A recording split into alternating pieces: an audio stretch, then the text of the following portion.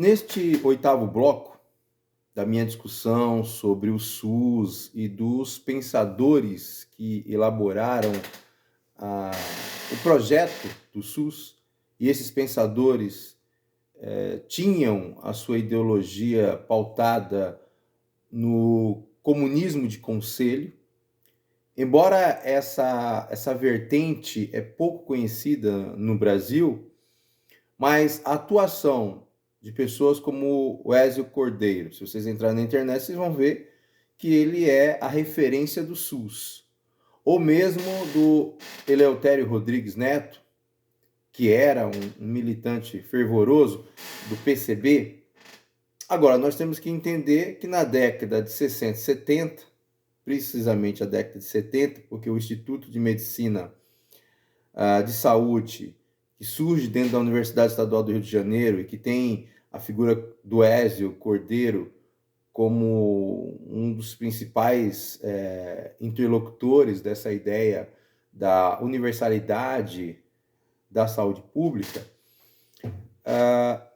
essas figuras vão ter como pauta a formação dos conselhos de saúde. Tanto é que você tem a corrente comunismo do conselho, ou comunismo de conselho.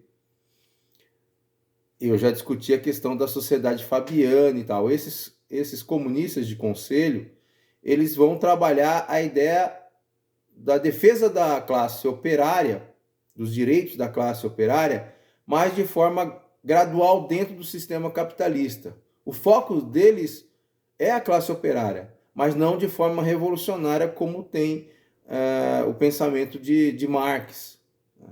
Não que eles deixaram de ser marxista, porque não há nenhum documento de rompimento com o marxismo, mas é uma leitura do marxismo da ideia de enfrentar dentro de uma luta gradual, uma luta lenta e algumas conquistas.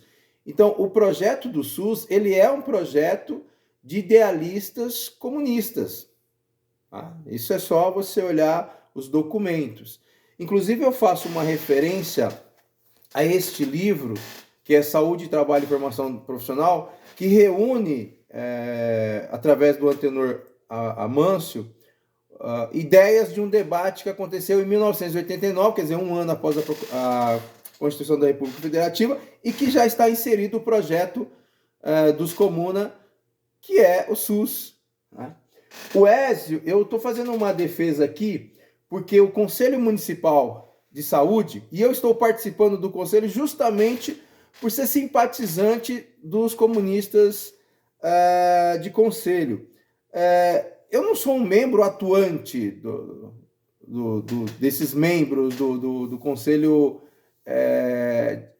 dos comunistas de Conselho, tá? Porque eu tenho uma visão hoje ampla. Eu discuto tanto Adam Smith, que é um pensador liberal, como Bakunin, que é um anarquista, ou mesmo Karl Marx, né, que é um marxista revolucionário, né, que acredita na luta de classes. Então eu tento fazer uma discussão aberta para não ser sectário diante de um pensador único. Agora, dentro da saúde pública, eu destaco o Ezio Albuquerque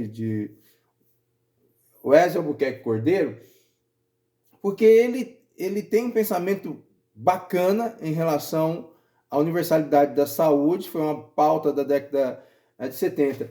E eu estou introduzindo aqui, eu não falo nem em defesa, porque esse Conselho Municipal de Itapecerica da Serra, ele legalmente, ele não deveria existir, porque ele está em desacordo com a legislação, que é isso que eu questiono também. Mas eu trago aqui um pensamento do Ezio, até porque eu estou sendo vítima de uma perseguição. Eles se dizem democráticos, mas eles praticaram o autoritarismo quando eles cortam o microfone na última reunião do conselho em que eu estava falando. Quando eles se retiram, eles foram autoritários. Né? E eles até me acusam de ditador. Bom, eu sou o ditador que defende a discussão aberta dos debates. Por quê? Porque é um pensamento do Ezio. O Ezio, eu insiro, né, aqui nessa minha defesa, entre aspas, que eu vou protocolar hoje no Conselho e na autarquia, olha o que o Ézio diz sobre o debate. Está nesse livro aqui, né? Em um debate sobre saúde pública em 1989, o médico Ézio Cordeiro diz: existem vários projetos de reforma sanitária, que é a base da discussão do SUS.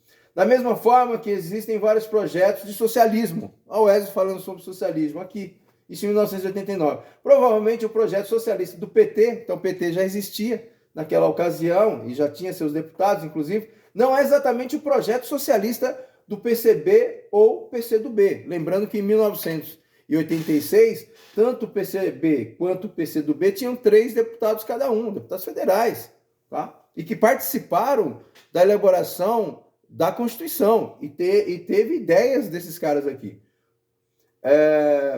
Há também vários socialistas em questão, e um aspecto em que se avançou nesse debate é o de que, na maioria das vezes, na arena do debate político, ninguém tem absoluta segurança de que sua verdade seja a única.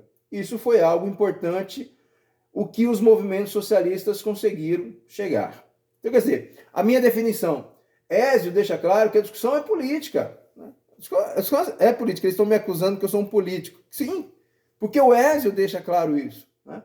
A discussão é política, mas que ninguém é dono da verdade. Quando a comissão de ética, que tem o membro, o advogado da autarquia, o militante do PT lá, estão atuando como membros políticos de suas organizações.